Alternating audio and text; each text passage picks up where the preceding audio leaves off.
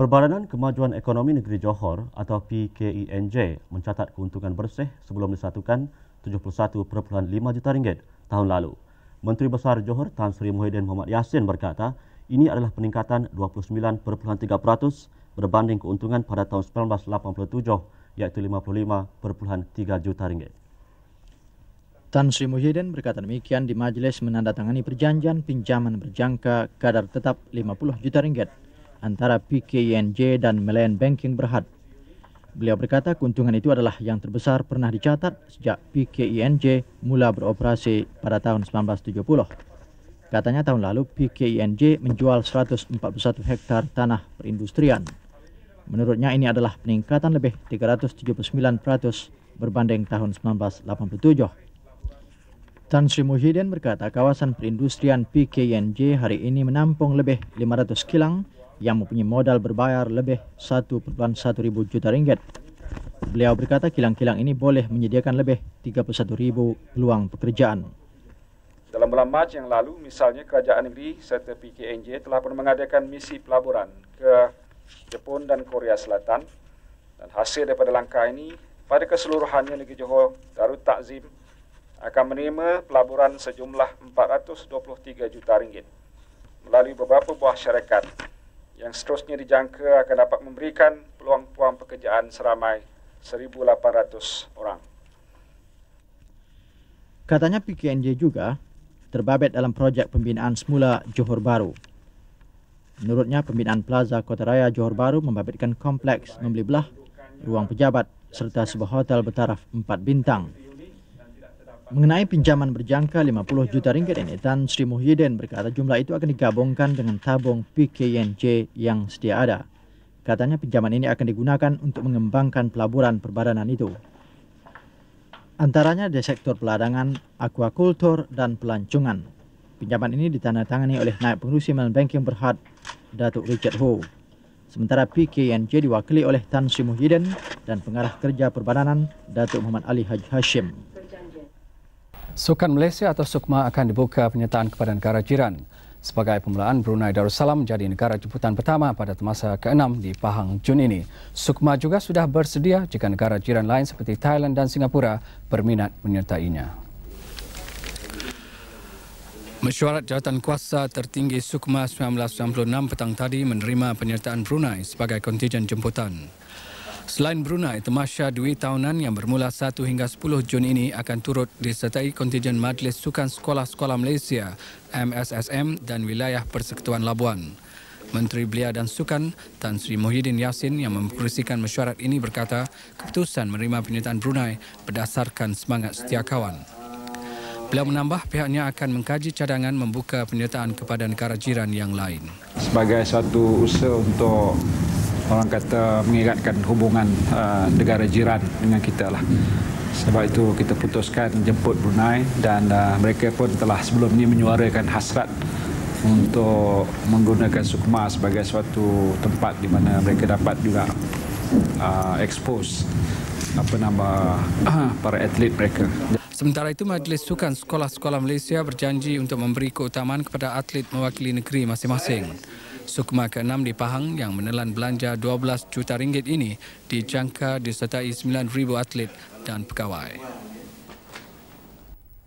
Salam sejahtera. Persatuan Sukan Kebangsaan ketika ini hanya boleh tunggu dan lihat kesan Akta Pembangunan Sukan. Kementerian Belia dan Sukan tetap dengan keputusannya membawa draft akta berkenaan ke Parlimen Mac ini. Persoalan yang kurang disetujui segelintir Persatuan Sukan tidak perlu timbul lagi. Menteri Belia dan Sukan Tan Sri Muhyiddin Yassin berkata Akta Pembangunan Sukan tidak membatalkan bidang kuasa yang termaktub dalam Perlembagaan Persatuan Sukan. Yang susah ni soal sekarang. Dulu semua seluruh dunia ada kata. Kita Malaysia ni perlu satu akta. Masalah kepincangan pasal sukan ni semua orang setuju. Penulis sukan pun kata gitu, media kata gitu, masyarakat umum kata, orang politik kata gitu, pemimpin negara itu. Bila kita nak dengarkan, dah mula merasa bimbang. Katanya KBS akan bertindak sebagai panel penasihat yang diberi peruntukan melantik pendaftar bagi 3,000 persatuan sukan seluruh negara. Beliau kesal dengan kenyataan Setiausaha Agung Majlis Olimpik Malaysia MOM Sieh Kok Chee semalam yang mendakwa KBS membelakangkan Persatuan Sukan ketika merangka draft akta itu. Kita bincang dan dari kalangan kita pun bukan tak ada yang pakar-pakar pun. Bukan kita kementerian ini berbodoh daripada MOM. Kita tahu juga peranan Persatuan Sukan. Kebimbangan prestasi sukan negara merosot selepas Sukan Commonwealth mendapat perhatian serius Kementerian Belia dan Sukan KBS. Justru KBS akan memohon Kabinet meluluskan peruntukan baki RM51 juta daripada persiapan atlet Jaya 98 untuk meneruskan program pembangunan sehingga tahun 2006.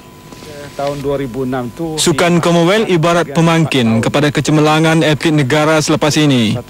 Terutama sasaran muncul juara keseluruhan selaku tuan rumah Sukan C ke-21 tahun 2001. Turut termasuk dalam pelan pembangunan 4 tahun KBS ialah mendapatkan hak selaku tuan rumah Sukan Asia 2006. Cuma membimbangkan KBS peruntukan keuangan dan sumbangan swasta dalam membantu pembangunan atlet. Justru KBS memohon kelulusan Kabinet untuk menyerap baki persiapan atlet berjumlah RM51 juta ke akaun Amanah Sukan Negara. Melihat pada soal itu, kita bimbang kalau sekiranya kita tidak dapat lagi sokongan daripada pihak kerajaan untuk membantu persatuan-persatuan sukan, terutama sukan-sukan terpilih, maka ini boleh menjejaskan prestasi atlet kita pada masa akan datang. Tan Sri Muhyiddin ditemui ketika menyampaikan skim hadiah kemenangan kepada atlet dan Persatuan Sukan Negara siang tadi. Sejumlah RM788,449 dikeluarkan Majlis Sukan Negara MSN untuk skim hadiah kemenangan sepanjang tahun 1997. MSN turut mengeluarkan peruntukan khas RM125,400 atas kejayaan pasukan menembak Commonwealth dan pasukan lumba basikal dunia B. Indeks harga pengguna IHP menunjukkan penurunan harga pada tahun lalu kepada 2.8% berbanding 4.5% pada tahun sebelumnya. Menteri Perdagangan Dalam Negeri dan Hal Ehwal Pengguna Tan Sri Muhyiddin Yassin berkata, sekalipun ada kenaikan harga pada tahun lalu, ia tidak membabitkan semua barang dan tidak sepanjang masa seperti yang berlaku pada 1998. Sebelum itu, Tan Sri Muhyiddin melancarkan jualan pra-perayaan Pasar Tani Khas Aidilfitri peringkat nasional di tapak Pasar Tani Jalan Ipoh pagi tadi. 96 Pasar Tani Khas Aidilfitri dibuka serentak di seluruh negara mulai hari ini. Menurutnya, beliau akan bertemu dengan kerajaan negeri, persatuan pengguna dan peniaga di seluruh negara bagi mendapatkan maklum balas dan gambaran sebenar mengenai kos hidup di lokasi berbeza serta mendapatkan bantuan penguatkuasaan. Beliau berkata pemantauan harga barang keperluan perlu terutamanya menjelang musim perayaan dan kewujudan pasar tani membolehkan pengguna mendapatkan barang yang segar serta murah. Konsep pasar tani ini tentu kita galakkan kerana sedikit sebanyak di sini harganya lebih terkawal. Kerana ada penyeliaan yang dibuat oleh pihak pegawai farma sendiri dan kerjasama daripada peniaga-peniaga. Jadi oleh sebab dia popular, kita harap jumlah ni akan bertambah bilangan. Usaha yang berterusan menangani kegiatan cetak rompak di negara ini akhirnya berjaya mengeluarkan nama Malaysia daripada senarai hitam Amerika Syarikat sebagai pusat cetak rompak mulai tahun 2001. Ia sekaligus membuktikan kesungguhan kerajaan membantras gejala cetak rompak. Perkara itu disahkan Menteri Perdagangan Dalam Negeri dan Hal Ehwal Pengguna Tan Sri Muhyiddin Yassin. Katanya usaha sedang dijalankan oleh kerajaan untuk menurunkan jenayah cetak rompak yang kini berada pada paras 42.2%. Matlamat kita 20%. Kalau boleh habis langsung tak ada cetak rompak. Tetapi dari segi rekod dunia tak ada negara pun tak ada cetak rompak. Paras yang diguna pakai ialah 20%. Kalau 20% masih berlaku, mana negara itu sudah mencapai tahap berjaya sepenuhnya. Kita ada lagi 30% nak kita kurangkan. Sebab itu kita kena ambil berbagai sudut lah pendekatan. Antara yang akan dilaksanakan adalah mempertingkatkan pemeriksaan ke atas kilang-kilang cakra optik termasuk menempatkan pegawai di kilang yang dilesenkan. Kementerian juga akan mempertingkatkan pemeriksaan ke atas pemborong stor dan juga premis perniagaan. Ia juga akan menawarkan ganjaran sehingga RM20,000 kepada pemberi maklumat sehingga berjaya serbuan. Kerajaan katanya telah merampas kira-kira 1 juta cakra padat dan cakra padat video bagi tempoh 3 bulan tahun ini. Tan Sri Muhyiddin juga berkata cadangan kementeriannya supaya pemilik hak cipta menurunkan harga CD dan VCD tulen tidak mendapat sambutan. Selepas Mac ini, semua pengarah syarikat akan diwajibkan mengikuti kursus latihan kefahaman pentadbiran dan Undang-Undang Syarikat Anjuran Suruhanjaya Syarikat Malaysia SSM. Menteri Perdagangan Dalam Negeri dan Hal Ehwal Pengguna Tan Sri Muhyiddin Yassin berkata mereka yang enggan melaksanakan program latihan itu boleh didenda, penjara atau dikenakan kedua-dua tindakan itu. Ini peraturan yang sedia ada tidak wajib dan kita cuma menggalakkan mereka mengambil bahagian dan saya telah sebutkan ucapan tadi lebih 50,000 yang sudah menyertainya. Tan Sri Muhyiddin ditemui selepas merasmikan program latihan pengarah Anjuran Gabungan Dewan Perniagaan dan Perindustrian Cina Malaysia ACCIM di Ibu Negara. Beliau berkata pindaan pada peruntukan itu yang akan dilakukan Mac ini mewajibkan semua pengarah syarikat menghadiri program latihan itu selama 1,5 hari. Bagaimanapun pengecualian akan diberi kepada beberapa pengarah tertentu. Antaranya pengarah berkelayakan di bawah Akta Profession Undang-Undang atau diterima dalam badan profesional diiktiraf dan pengarah bukan bermaslautin. Turut dikecualikan pengarah di bawah peraturan BSKL iaitu Akta Suruhanjaya Security. Setiap tahun terdapat 20 hingga 30,000 pengarah baru memulakan perniagaan mereka. Sehubungan itu, program latihan berkenaan sebagai satu daripada langkah jangka panjang bagi meningkatkan kualiti tadbir urus korporat dan imej kumpulan peniaga sekaligus menarik minat pelabur. Import ternakan ayam dan burung dari Thailand masih dibenarkan kerana kerajaan tidak mengeluarkan perintah mengharamkan importnya.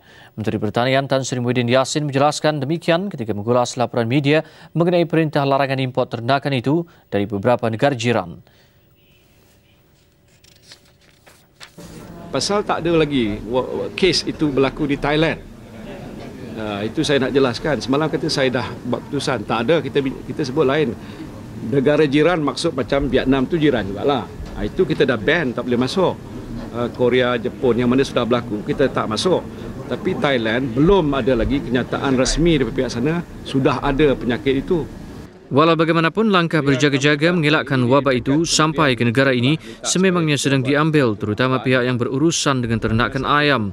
Katanya perintah larangan import bagaimanapun akan dikeluarkan segera sekiranya terdapat bukti Thailand turut dijangkiti wabak selsema itu.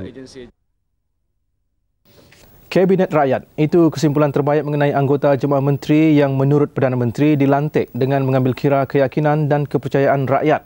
Secara umum, saiznya lebih kecil dengan 2 kementerian dibubar dan beberapa lagi disusun semula. Pengumuman senarai baru itu dibuat pada jam 3 petang selepas Datuk Seri Muhammad Najib Tun Razak mendapatkan perkenan Seri Paduka Baginda yang di-Pertuan Agong. Beliau mengekalkan portfolio kewangan, manakala Tan Sri Muhyiddin Yassin, Timbalan Perdana Menteri dan Menteri Pelajaran. Antara pertimbangan kepada keputusan itu, keperluan untuk orang nombor 2 memberi tumpuan kepada perkembangan dalam negara selain pentingnya mengasah modal insan. Bagi orang nombor 2, ia Kabinet Rakyat yang menggabungkan tenaga yang berpengalaman dan muda, juga penuh keseimbangan. Satu kabinet yang dikatakan kabinet yang bekerja, working cabinet, yang mengambil pendekatan secara hands-on, kata orang, iaitu untuk pastikan semua ini dapat berjalan dengan lancar. Pelantikan dirinya sebagai Timbalan Perdana Menteri dan Menteri Pelajaran pula disifatkan beliau sebagai amanah dan tanggungjawab besar. Kita mengharapkan mendapat sokongan daripada segenap peringkat rakyat dalam negara kita dan khususnya bagi Kementerian Pelajaran, saya mengajak seluruh warga kementerian untuk sama-sama dengan saya untuk membantu mempertingkatkan tahap dan mutu pendidikan negara. Selepas diperkenan dan diumum semalam, istiadat angkat Sumpah Menteri dan Timbalan Menteri berlangsung di Istana Negara siang tadi. Istiadat berlangsung di hadapan Seri Paduka Baginda yang di-Pertuan Agong Tuanku Mizan Zainal Abidin di Balai Rong Seri Istana Negara. Timbalan Perdana Menteri Tan Sri Muhyiddin Yassin mengetuai barisan menteri dan timbalan menteri mengangkat sumpah jawatan dan taat setia serta sumpah simpan rahsia. Bermatlamatkan serampang dua mata, memartabatkan bahasa Malaysia dan memantapkan bahasa Inggeris, Kabinet hari ini membuat keputusan pengajaran dan pembelajaran matematik dan sains di Sekolah Kebangsaan dan Menengah kembali dilaksanakan dalam bahasa Malaysia. Bagi sekolah jenis kebangsaan Cina dan Tamil, pengajaran dan pembelajaran dalam bahasa ibunda masing-masing. Pelaksanaan dasar baru itu berkat kuasa 2012. Pengumuman dibuat Timbalan Perdana Menteri yang juga Menteri Pelajaran Tan Sri Muhyiddin Yassin. Pelaksanaan pengajaran dan pembelajaran sains dan matematik dalam bahasa Malaysia katanya akan dibuat secara berperingkat bagi tahun 1, tahun 4, tingkatan 1 dan tingkatan 4. Untuk memastikan pelaksanaan ini tidak menjejaskan pencapaian murid yang sedang mengikuti pengajaran dan pembelajaran sains dan matematik dalam bahasa Inggeris, yakni PPSMI, pengajaran dan peperiksaan untuk kedua-dua mata pelajaran ini akan dibuat dalam dua bahasa sehingga kohort terakhir PPSMI tamat pada tahun 2014. Perubahan bagaimanapun tidak membabitkan tingkatan 6 dan matrikulasi. Kerajaan katanya mengambil keputusan itu setelah meneliti secara terperinci hasil kajian dan pemantauan mengenai PPSMI sejak 2003. Ia menunjukkan bahawa PPSMI tidak dapat dilaksanakan sebagaimana yang dihasratkan. Apa yang dilaksanakan ialah PPSMI/BM, iaitu guru-guru mengajar pelajaran sains dan matematik dalam dua bahasa, iaitu bahasa Inggeris dan bahasa Malaysia. Rasional memansuhkan PPSMI juga mengambil kira hasil kajian dan pemantauan Kementerian Pelajaran pada 2008. Antaranya hanya sebilangan kecil guru menggunakan bahasa Inggeris sepenuhnya dalam kedua-dua subjek. Secara purata, peratusan penggunaan bahasa Inggeris adalah antara 53 hingga 58% daripada keseluruhan masa yang diperuntukkan bagi mata pelajaran sains dan matematik. Selain itu, hanya sebahagian guru matematik dan sains sekolah menengah dan rendah yang mengambil ujian penilaian tahap profesiensi bahasa Inggeris pada 2008 mencapai tahap cemerlang. Peratusan murid yang dapat grade A, B dan C bagi sains dalam UPSR 2008 merosot daripada 85.1% kepada 82.5% bagi sekolah bandar. Bagi sekolah luar bandar, peratusan merosot daripada 83.2% kepada 79.7%. Begitu juga dengan matematik, kemerosotan dicatatkan dalam peratusan murid yang dapat grade A, B dan C, sama ada sekolah bandar maupun luar bandar. Untuk rekod, murid yang menduduki UPSR 2008 adalah kumpulan pertama yang mempelajari sains dan matematik dalam bahasa Inggeris sejak 2003. Jurang pencapaian antara sekolah bandar dan luar bandar dalam kedua-dua mata pelajaran pula semakin melebar ketika PPSMI dilaksanakan. Laporan Trends in Mathematics and Science Study 2007 juga menjadi kayu pengukur kementerian dalam membuat keputusan. Kedudukan murid negara ini dalam mata pelajaran sains merosot daripada tangga 20 dunia pada 2003 ke 21 pada 2007. Bagi matematik pula jatuh ke tangga 20 pada 2007 berbanding 10 pada 2003.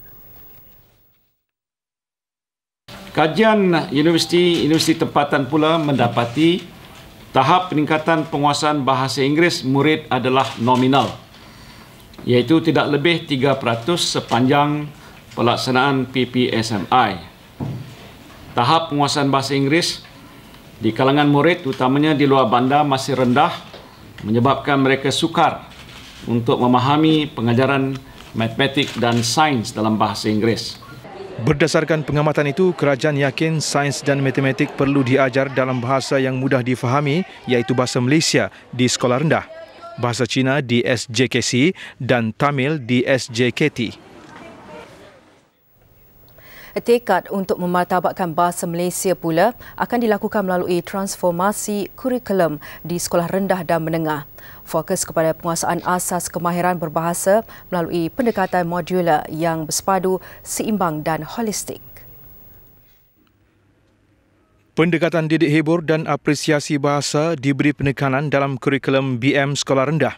Untuk sekolah menengah pula, penekanan kepada penghayatan dan apresiasi aspek kesusasteraan Melayu di samping memantapkan kemahiran mendengar, bertutur, membaca dan menulis serta penguasaan tata bahasa dan seni bahasa. Kerajaan percaya akan dapat memartabatkan bahasa Malaysia, memantapkan penguasaan bahasa Inggeris dan meningkatkan keupayaan murid untuk menguasai ilmu sains dan teknologi yang amat penting untuk masa depan negara. Tan Sri Muhyiddin kemudian menjelaskan beberapa isu yang dibangkitkan media berhubung apa yang diumumkannya. Pendidikan Malaysia secara... Antara soalan yang diaju, apakah bermakna dasar PPSMI yang dilaksana sekarang gagal? It has not achieved the desired objective that it was supposed to achieve. If you say it's a failure, because the thing is, the student that goes through this system acquire the knowledge. It's not a total failure. Keputusan yang diumum hari ini mungkin dikaitkan pembangkang sebagai bermotif untuk kerajaan meraih sokongan politik. Soal ini soal masa depan anak-anak kita. Jadi kita buat keputusan atas pertimbangan yang objektif, bukan pertimbangan yang politikal. Ya, saya nak jelaskan itu. Walaupun ada pembangkang akan buat keputusan, dialah menyebabkan kita buat keputusan, tapi soal pokoknya dia dibuat atas asas pertimbangan yang objektif. Semalam, Perdana Menteri melontarkan hasrat mahu melihat pertandingan persahabatan antara Barisan Nasional dan PAS di Manik Urai.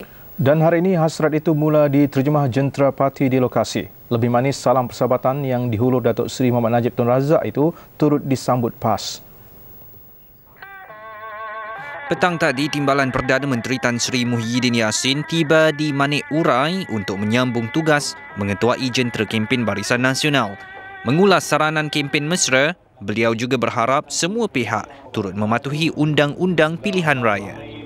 Sebenarnya kita tidak ada perselisihan, pergaduhan apa-apa. Ini soal pilihan raya adalah amalan sehat demokrasi yang kita nak lihat kembang segar.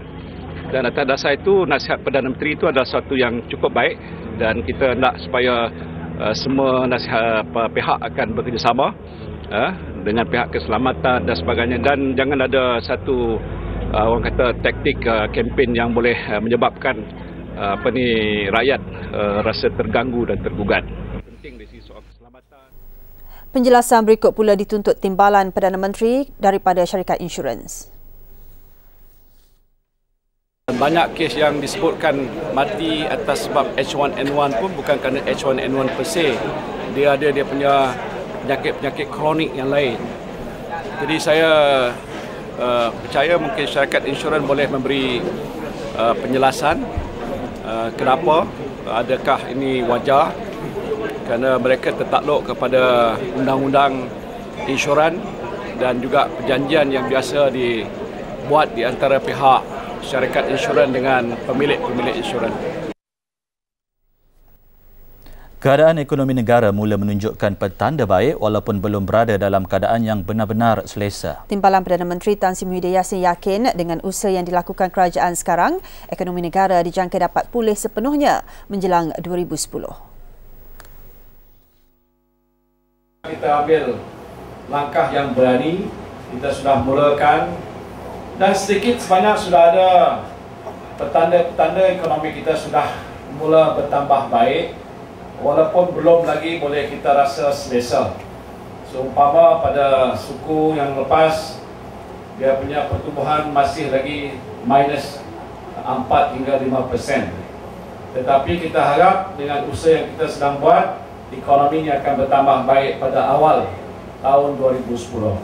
Tan Sri Muhyiddin berkata demikian dalam perjumpaan dengan masyarakat Tionghoa di Mukim Gersik, Pagoh, Johor petang tadi. Beliau yang juga ahli Parlimen Pagoh berkata, lawatan begini membolehkan beliau bertemu akar umbi bagi meninjau masalah sebenar yang dihadapi. Apapun puncanya, nasi sudah jadi bubur. Sudah ada nyawa yang melayang. Dan bercakap soal keselamatan, ia sepatutnya jadi pengajaran kepada semua pihak. Saya sedih juga. Saya sudah beritahu semua saya punya ketua marah sekali. Saya tengok ini kes bukan main. Okey, saya kita tahu ini masalah. Katanya jawatankuasa siasatan akan diketuai Ketua Pengarah Pelajaran dan dianggotai Pegawai Jabatan Kejaraya JKR dan Wakil Kerajaan Negeri. Tan Sri Muhyiddin berkata beliau difahamkan pembinaan jambatan gantung itu ditaja oleh sebuah syarikat. Beliau melawat keluarga mendiang Dina Devi di rumahnya di Taman Mambang di Awan, Kampar. Ibu bapa Dina Devi yang jelas trauma kesal atas apa yang berlaku. Kepada keluarga ini, Tan Sri Muhyiddin menyampaikan sumbangan RM10,000 bagi upacara pengebumian. Mendiang akan disemadikan esok.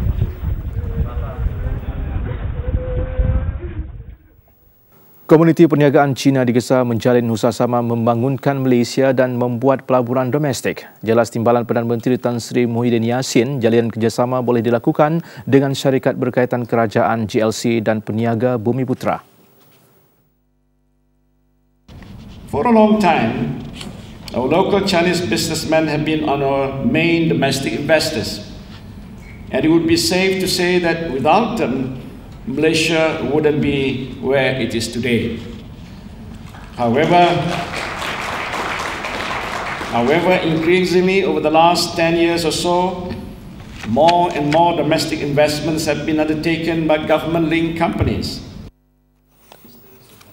Beliau berkata dalam ucap pertamanya pada Forum Ekonomi Cina Dunia pagi tadi. Forum bertemakan menghubung Timur dan Barat anjuran bersama Institut Strategi dan Kepimpinan Asia Asli dan Country Heights Group. Dalam kegairahan perwakilan membahaskan usul, Tan Sri Muhyiddin meluangkan masa meninjau perjalanan perhimpunan hari ini. Beliau diiringi isteri Puan Sri Nuraini Abdul Rahman memulakan tinjauan mengejut di perbahasan wanita di Dewan Tun Dr. Ismail, pemuda di Dewan Tun Hussein On dan puteri di Dewan Merdeka. Tan Sri Muhyiddin kemudiannya ke Karnival Kesihatan Wanita bertemakan kesihatan untuk satu Malaysia di Aras 3. 6 pesakit kencing manis dan angin ahmar menerima sumbangan. Karnival kesihatan ini turut disertai Majlis AIDS Malaysia. Pemeriksaan kesihatan percuma diberikan kepada pengunjung.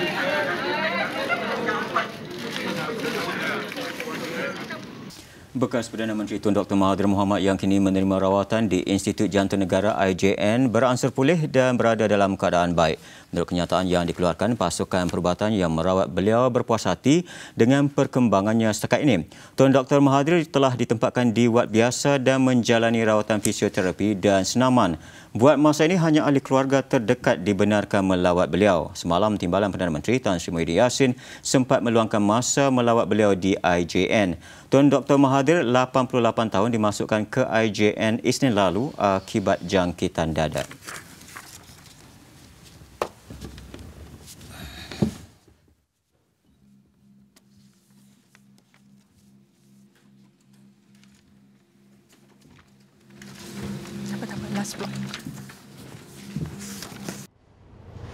Lebih 3 dekad Buletin TV3 kekal berita nombor 1 dalam negara. Ikuti lebih banyak laporan berita dalam dan luar negara, juga laporan berita secara langsung di YouTube Buletin TV3. Jangan lupa subscribe